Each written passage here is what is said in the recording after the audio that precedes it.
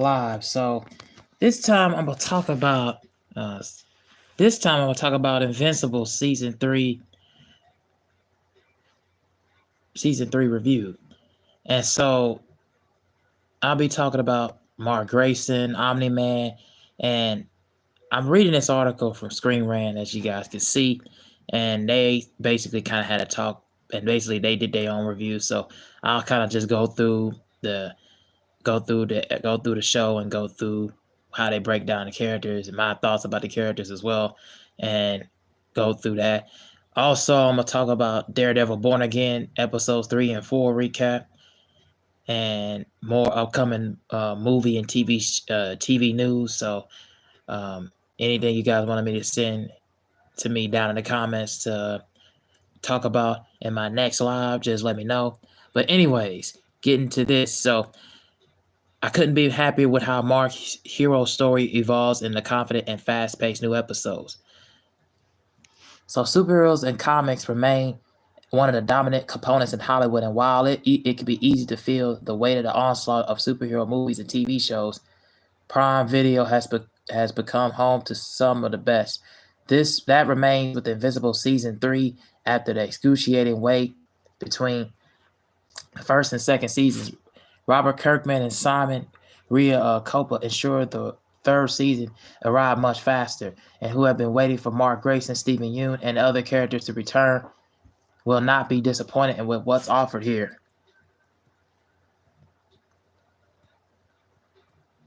Invincible season 3 remains an incredibly faithful adaptation of Kirkman and Ryan Otterly's beloved comic series. The brilliance of what has already been done on the page and is still being copied and sometimes improved in an impressive degree. Like you're me and have read through the comics, you'll generally know where the season's main story beats are going and how certain decisions of characters are connected to the hero's journey as Mark is on, and that the knowledge does not prevent season 3 from being an action-packed, fast-paced, character-focused, and rewarding experience, at least through the first 6 episodes I've seen for review.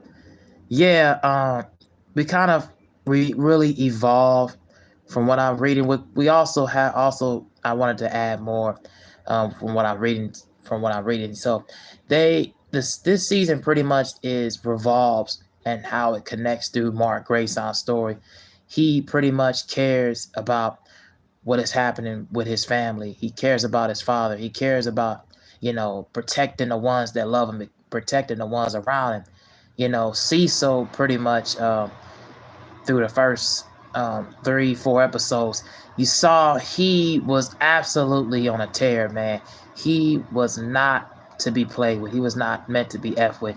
He continues to be like, you know, seeking out, for his stake, for his claim, and then also get into more season 3 explores what it really means to be a hero. The thematic through line connects Mark's story, and there's a lot to be said about the action, more memorable supporting characters, and more that Kirkman and Rhea Coppola work into season 3. However, the aspect that worked so well in the central theme that is Invincible is confronted with Invincible season 1 was about Mark Grayson learning to be a superhero, and season 2 was about him struggling to balance the various responsibilities. Yes, I also got that from both of those seasons as well. Mark pretty much not only he's involved learning to be trying to balance between the aspects of good and evil, and season 2 trying to struggle to balance the responsibilities.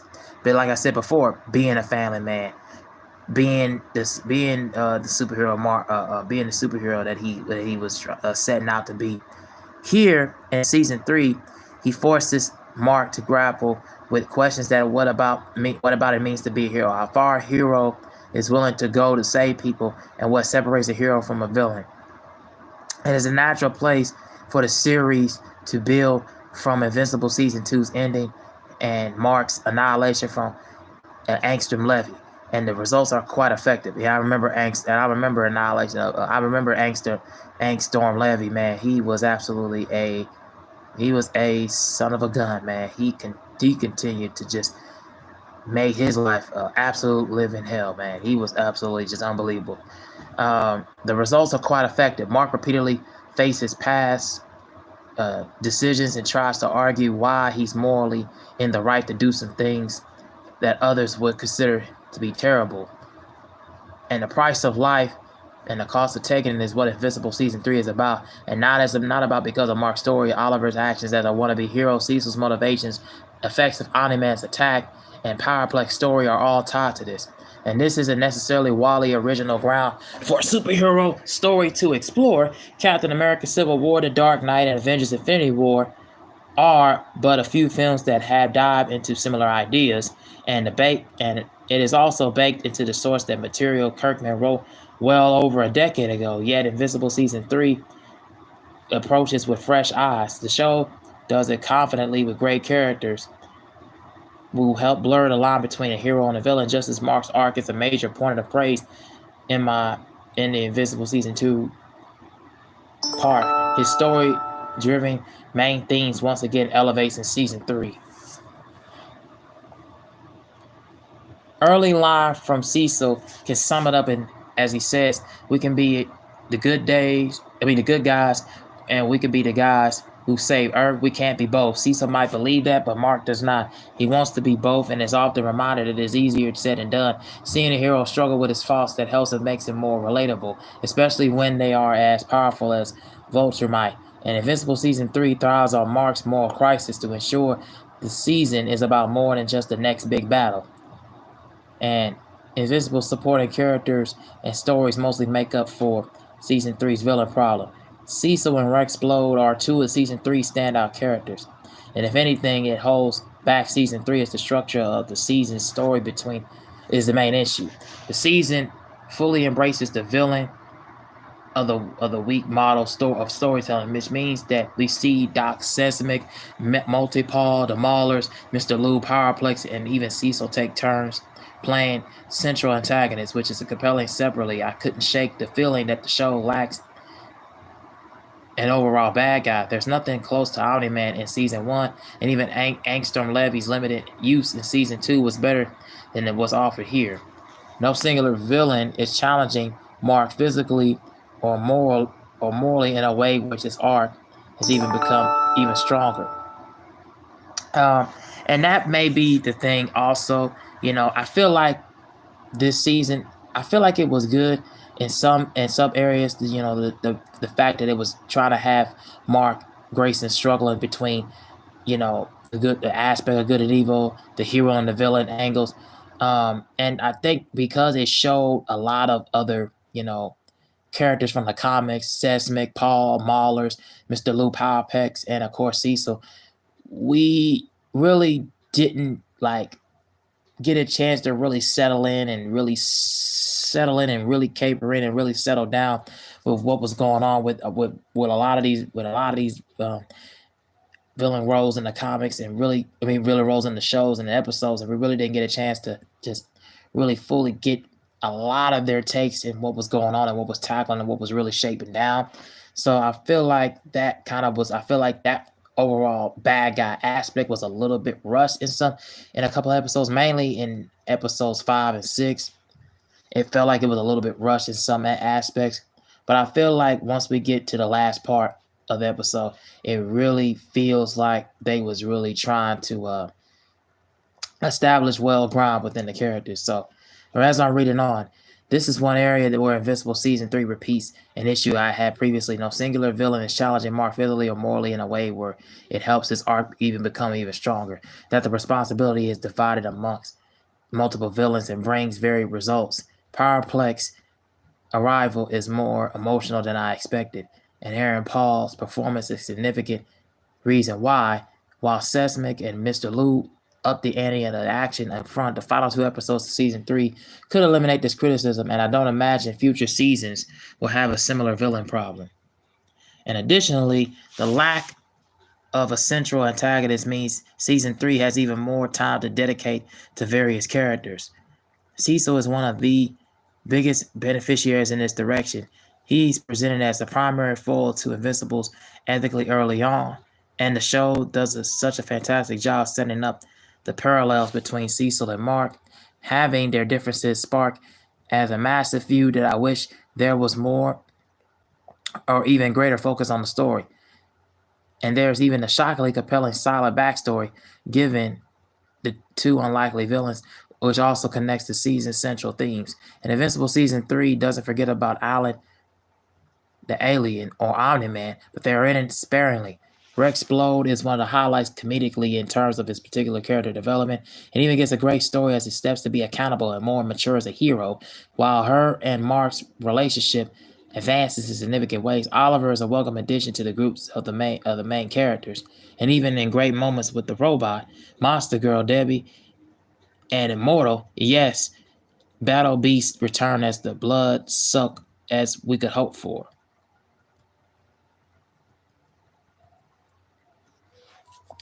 Ultimately, as someone who already loved the show and the comics, Invincible Season 3 is a dream come true almost every way. It's not better than Season 1, but it's almost as good as before.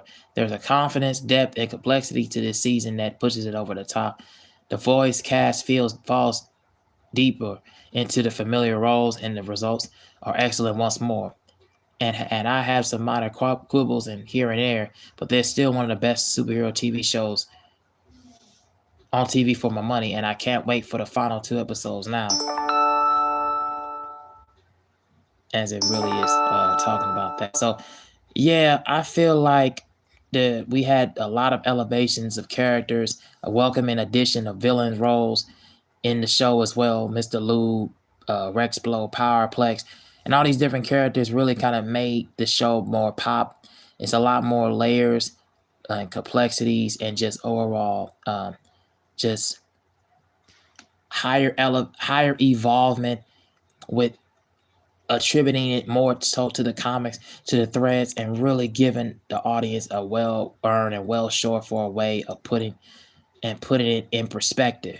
And I feel like once you put it in perspective and have it really center focus around Mark, really center focus around, his arc and his story, the family as well aspect, his family aspect as well, his friends, and what he does for the sacrifice and the cause of the greater and good. I really feel like we get to explore in the layer and depth of what we see from the show and where it connects and how it has a connective tissue, man. So I feel like this season doesn't really it's not better to me than season 1. Really, the fight between him and Omni-Man, his father, I really don't think it comes close to that aspect. But I really feel like this is another step and quality that the Marvel TV shows are kind of trying to go back and get into another direction. So I feel like if Marvel wants to go into a more positive direction, shows like this and, comic book shows, animated comic book shows, should follow the footsteps in this aspect and go into just really concentrating more on the characters, focusing more on the story, having really good writing, having a really good direction and storylines and plot lines, to follow where we are going to connect and really relate and really find a way to explore and really give out what is a way of how we are tending to really evolve. So I definitely think this show has so many ways to really find its core identity and find its core audience, and it really does that very well. Um, so I would say definitely check this show out if you have not able to check this show out or anything like that. Please, by all means, check this show out, man. I give this show on a scale of 1 to 10. I give it a solid 8. It's a really good show, man. Definitely had the fight choreography, the action set pieces, the action sequences, man, the visuals, just the overall storytelling, man. You got to check it out for my own sake and for anybody else who's watching. If you are a fan of animated shows similar like this, please check it out. So yeah, that's my review of Invincible Season 3. Um, let's go into Daredevil. So now Born Again. So I'm gonna talk about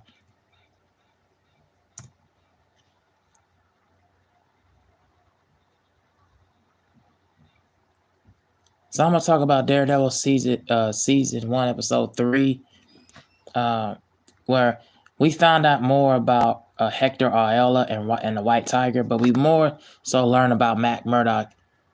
Cook. He said, as this more is a courtroom episode, from what I watched and from what I saw, and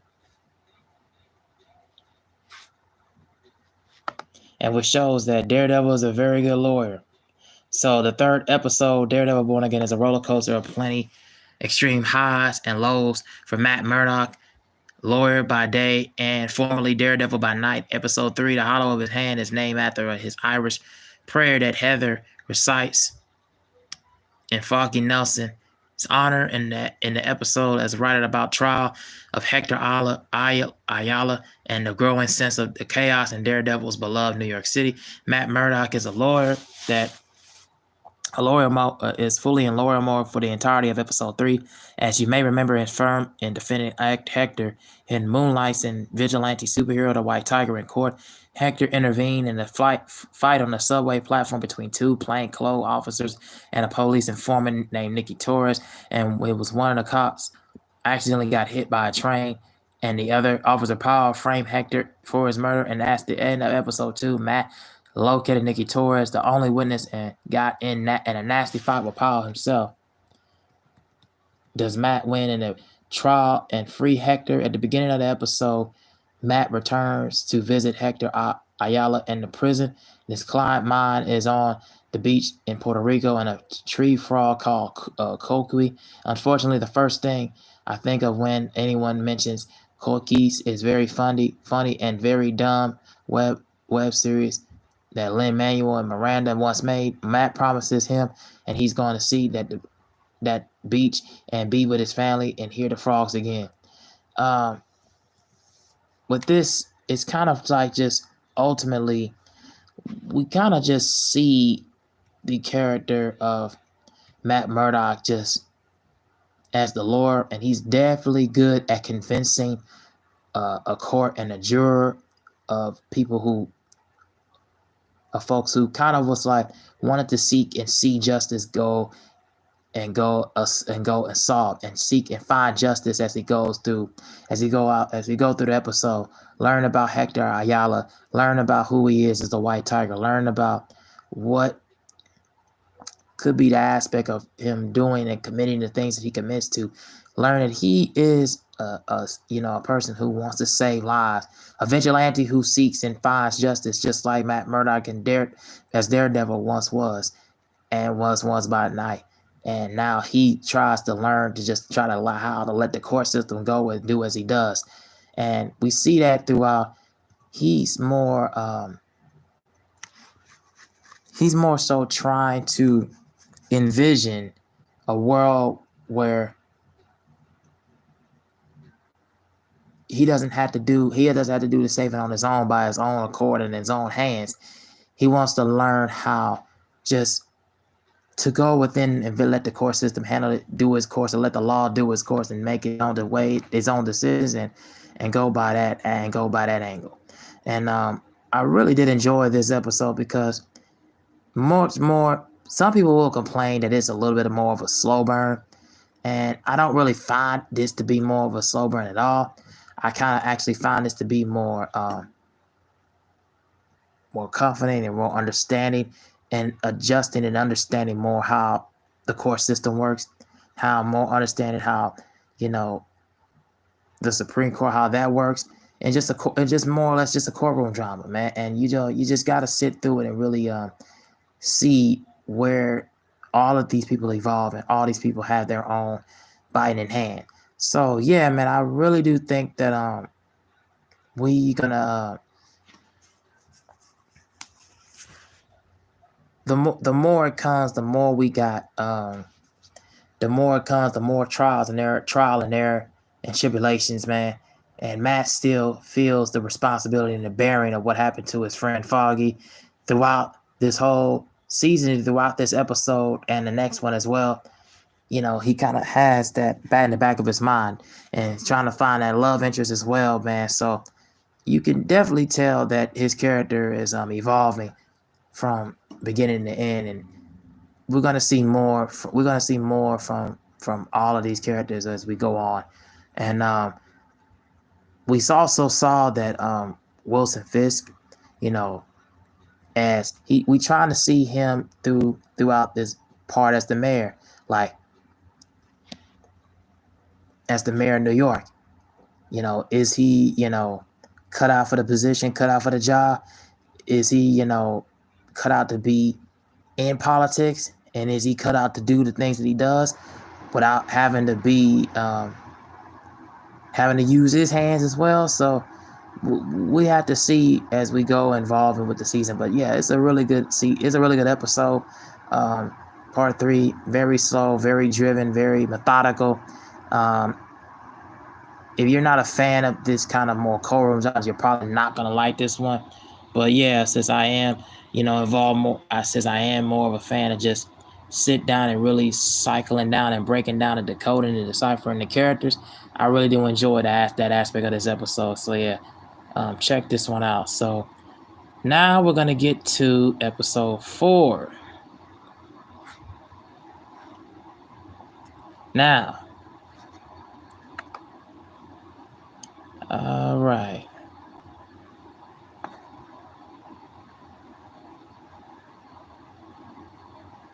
Now we're gonna get to episode 4, titled "A Broken System." Investigation of Ayala's death makes the return of the fan favorite in what feels like a calm before the storm. Matt Murdock is trying to best to lead his crime-fighting days as Daredevil behind. As through the first 4 episodes of Daredevil Born Again, he's achieving his goal for the most part, at least. Murdock has not worn his superhero suit since his friend Foggy Nelson died near the start of the series premiere, 1 year before the show's story began in earnest. He did, however, recently beat the living hell out of 2 crooked cops while wearing his work clothes, but hey, no one said moving on would be easy.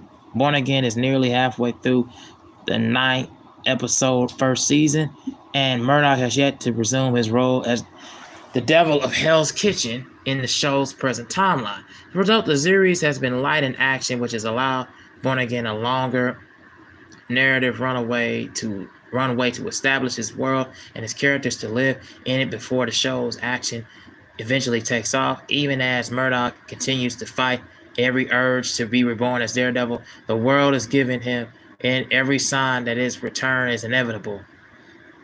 And directed by Jeffrey Nachmanoff, episode 4 pushes Murdock ever so closer to his breaking point while drawing parallels between his experience and that of New York City's new mayor, Wilson Fisk. Former kingpin of crime is making an admirable effort to maintain the illusion that he has moved on from his past life, hiding his inner darkness while he plays by the rules for now. And I disagree. I don't think he's going to play by the rules any longer. He wants to do the things that he does, run as a politician, and I don't think it's going to be as easy as he thinks it is. And his inner darkness is probably going to still be there as the show continues to linger on. And the same with Murdock. The brief. The title episode 4, Semper Systema, appears to be a play, appears to be a play of the famous Latin phrase, Sic Semper Tyrannis, which translates into thus always to tyrants. It signifies that tyrannical leaders will always be overthrown, replacing tyrants with systema, or the system. Born Again calls for the system be torn down instead. I ain't gonna lie, that's a good idea, to have it be torn down. Born Again dedicates his 4th installment to showing exactly how the system is failing in New York City and why changes needed to be made to fix it or dismantle it altogether. In the wake of Hector Ayala's murder at the end of last week's episode, Murdoch plotline highlights the failures of the criminal justice system. And if I also didn't mention when I just covered the last episode, Hector Ayala was gunned down by an unknown suspect who's linked into the last case of what went on in the earlier episode with Bullseye. So whoever that was, we had to just find out who that was that murdered him as we're going through the criminal justice system to find that out. At the beginning of episode 4, Matt takes a trip to the morgue to learn about Ayala's death. While he's speaking with the coroner, they're interrupted by Hector's niece, Angela, who pulls Matt aside and calls for justice for her beloved uncle. She asserts the police that killed Hector after he walked free at the end of this trial, and laments of futility and believing that anyone will be held accountable for their crime. Murdoch responds with all right things, saying that she has to believe that someone will discover responsible for Hector's death. Yet it's clear that he doesn't believe his own words, at least not unless someone is him. Yeah, man, if I was somebody like his niece, I would definitely be just absolutely upset and just blaming corruption in the government, corruption in the system as a whole. So I do feel where she's coming from. Before investigating White Tiger's murder, Murdoch details a new client named Leroy Bradford who was caught stealing a box of caramel corn from a bodega. Bradford hopes to get probation and an unrealistic goal given his criminal record, but the best Murdoch can get him is a reduced sentence, shrinking his 30 days of jail time to 10. Murdoch tries to appease his frustrated client, calling anything below a 30-day sentence for someone with his rap sheet a gift, saying that 10 days is a miracle, but Bradford doesn't buy it. Yeah, stealing I just was like, wow, stealing a box of caramel freaking popcorn is gonna cause you to get that much. And I get it, you can't be stealing, that's wrong, and I understand that, but wow, that just goes to show you that that's an absolute way of just saying the system just does not care about certain individuals and the color that they look at, man. I that's just crazy to me. Just absolutely wild. Bradford explains he spent his entire life chopping the system, focusing more on punishment than helping him improve his circumstances. But for Bradford to experience even a small taste of happiness, he has a few alternatives to breaking the law. So why did I get the caramel corn? I like it, it tastes good, he says. And for that, they're willing to spend 5 times to lock me up more than they're willing to spend for free time. And you come in here and tell me that it's a gift? Strong criticism of a prison industrial complex in the U.S. and seeks profit from cases like Bradford's, who will be charged with crime as labeled as petty. And Matt, for once, has nothing more clever to respond than you're right, then before proceeds to spend time with the rest of their visit together in silence. And Murdoch later visits the crime scene where Ayala was murdered, quickly finds the bullet casting the police couldn't, and feels like the Punisher logo and blazing on it. Murdoch uses the discovery as an excuse to pay a visit to an old friend, Frank Castle. One of the highlights of the season so far, Murdoch and John Berthel's Castle reunite on screen for the first time since the Castles appeared in the second season of Netflix Daredevil. Castle is living in a hideout deep in the basement of a building with a variety of guns and crowded evidence on board his walls. When Murdoch is presented his former client with a bullet casting, immediately evident that they both don't know that it doesn't belong to Castle. Frank says with a sigh, "Bunch of BS fanboys, huh?" "A lot of them cops," as Mac replies. And I feel like more or less so, it's the waking of Hector Ayala's trial from episode 3. You can tell that Matt Murdoch was thinking about coming to Frank Castle for help, but realized that it wasn't gonna come out the way it was gonna come for him, and he kind of just saw it as just like an opportunity of just being wasted, and knowing that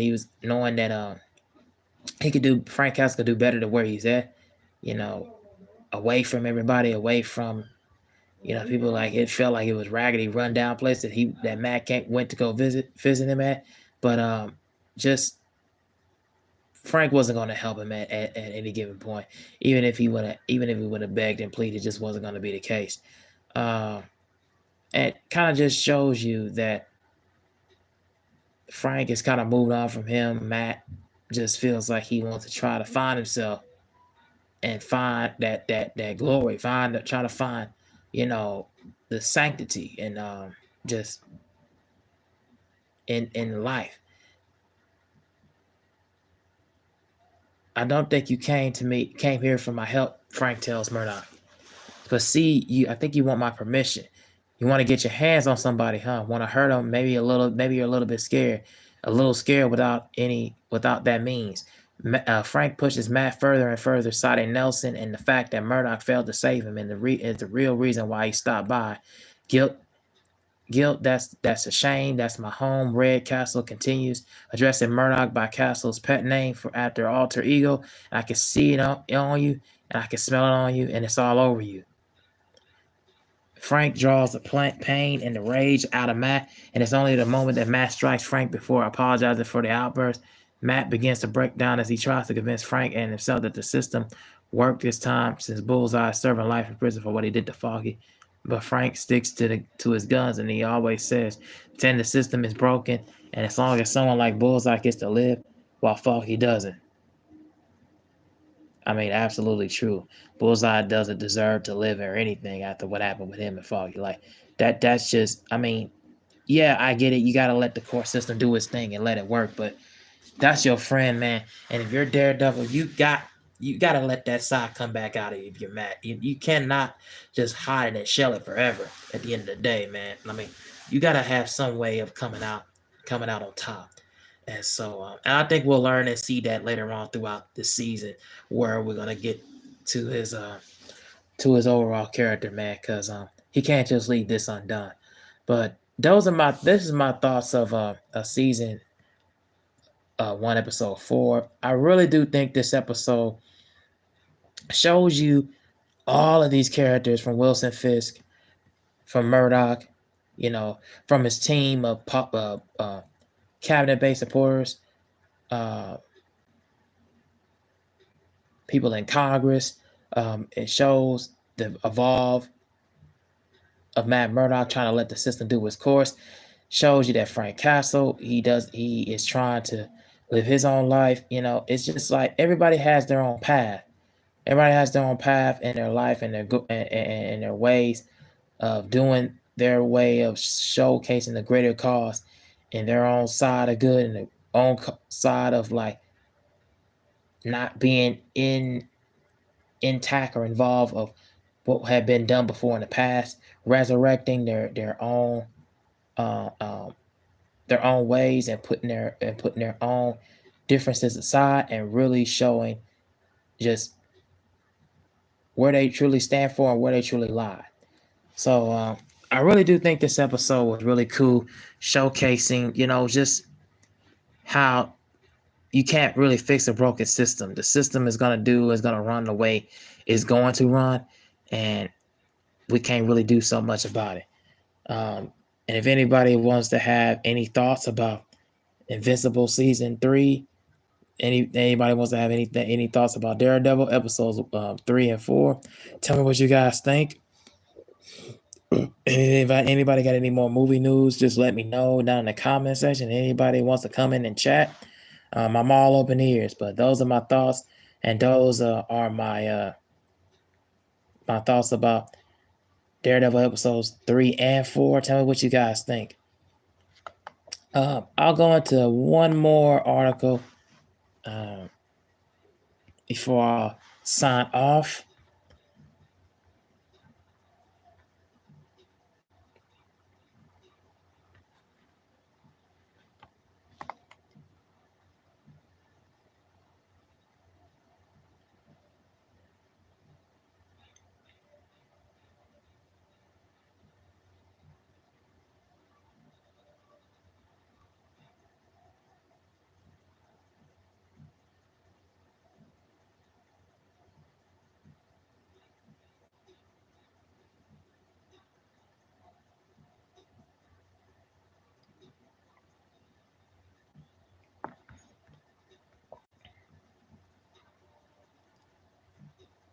It's the last one I'm gonna read. Alan Rickson says it isn't fun if Reacher is invincible.